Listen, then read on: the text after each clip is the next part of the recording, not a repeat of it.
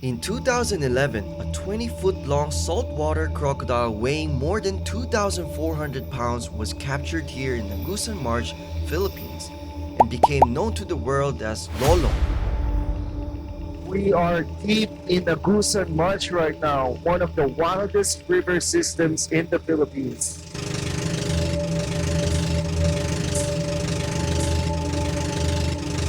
These waters look so peaceful, but these are where the giants live.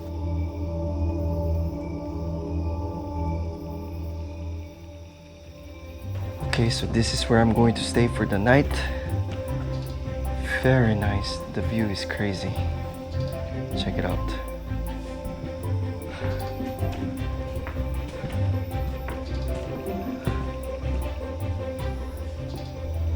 But the craziest part is that some locals say they saw even bigger crocodiles. So, ikaw te, nakita nimo? How big was it? Kadako. Dako pa kang lulong. Basta ko pa ka lolong? Bigger than lolong? Kuya, have you ever seen a crocodile? No. Unsa ka dako? Kwan sir, na daghan na sila dire pero dili mo kapareha sa kadako. Have you ever seen crocodile? Oh, Unsa ka dako? Akong nakita gyud pila man to si kuan lulong is 22 feet. Ang among nakita is mulampas gyud siya og 22 feet. Mo to pinakadako gyud namong nakita. So why would anyone choose to live in a place where one wrong step could be fatal? Where crocodile attacks are a real threat, and where help can be hours, sometimes days away. And during rainy seasons, large parts of the marsh completely disappear underwater, turning villages into floating communities and forests into an open water. How do you build houses like this? Pagbuhat silang balay sa punuan sa kahoy. Pagkadugayan na, nahunaw na nila nga pag magbaha basi maabot ang balay, nagkahunaw na sila nga mag-floating. I-floating ang balay kay daghan mga kahoy sa ulay dagko. Muna siya nabuhat ang floating village. Well, the rivers provide food, income, and transportation, but also isolate these communities from healthcare, education, and stable job opportunities. How many people live here in this Kami karon community? is na lang diri, mga 36 household na lang diri Here. Mga 100 people na lang apil bata. And during rainy season, large parts of the marsh completely disappear underwater, turning villages into floating communities. As we traveled deeper into the marsh, I wanted to understand how people lived on top of the river and got the things they needed to survive without ever having to leave. How do people get electricity here? Kami diri wala gyud electric kay tubig man. Amo karon diri is solar. What about drinking water? Mapalit na lang may sabayan og tubig. Is life easy out here or hard?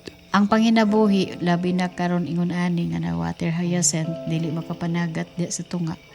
Or crisis gyud siya. Lisod siya? Lisod-lisod gyud siya. Ngita na lang paagi nga makakuhag isda para makapalit sa panginanan adlaw. Ang kinabuhi diri ba? Lisod or sayon? Sayon ra hinuon dire. Sayon ra? Mm. Ano kayo ka? Kinaanda naman namo sir. Is life hard out here or easy? Lisod. Lisod? Lisod ang kinabuhi diri or sayon? Sa amo lang sir. Murag lisod apan amo nang gibutanganan og kanang sayon. Kay mura maghihapon kung magpalisod-lisod ka. Lisod man jud. Apan malipayo na lang mi kay amo sirang number 1 nga giampingan namo ang pinayahan. Tanan laki diri mangisda. Oo. Ang mga babae, ano sa'yo mga sa buhaton? Diri ra magdaing ra. Katong ikaw nimo di ba bulad to? Oo. Daingon to siya, ibulad. Ibulad. Mm-mm. Okay. May trabaho sa mga babae. So this is what they call daing. It's drying fish out in the sun so they can preserve it because they don't have refrigerator. And the kids here still love swimming in crocodile-infested waters. Si Biboy nakakita. Dili na gyud siya maana sa tunga og siya. Hadlok na siya. Tagam na. Tang iya gyud nakita. Gibilin siya sa iyang magulang sa pambot Baha man to. Gibilin siya, pag taod-taod siya ra isa sa pambut, na ayang nakita nga buaya nga. Nagba doon sa pambut, gilibot-libutan jud siya. Dili man nakusog og balod. Mo tingog naman ang kuan kana kay mga isda mo lukso. Buaya ra magyud na. Ibuna lang ikog ang mga langgam mang tingog tanan. Oh, mo na ilhanan sir. Bisag dire sa among area sir na ma'am. Diyan sa side yeah. Pag naasa oras sa gabi sa alas 10, pag mo tingog ang langgam, gibunal tong iyang Ikog. ikog niya mutong singgit ang mga langgam na kuratan. Makuratan bang mga langgam? Mutay isa timaan mo na siya diha. After Lolong was caught, it brought a lot of global attention to preserve the wildlife here. Then the locals were prohibited killing any crocodiles in this area. It seemed that the locals knew how to live together with the crocodiles here.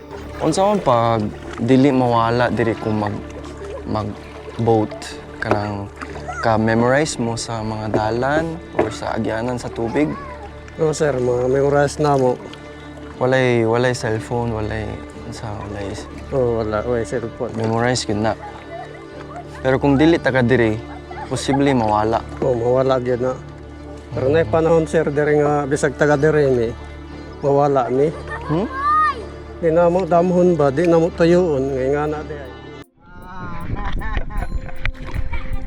Para mabahin-bahin ta sa tagalaing nasod. Para mana, mga joker pa nang. Mangita na sila apam.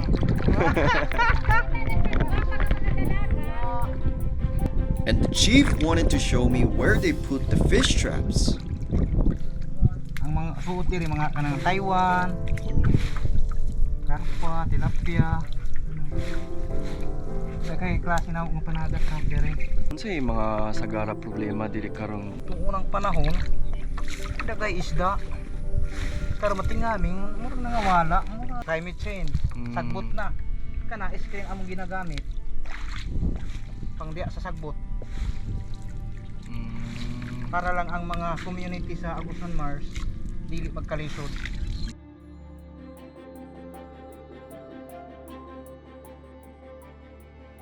Asa ang mga puian sa mga crocodile?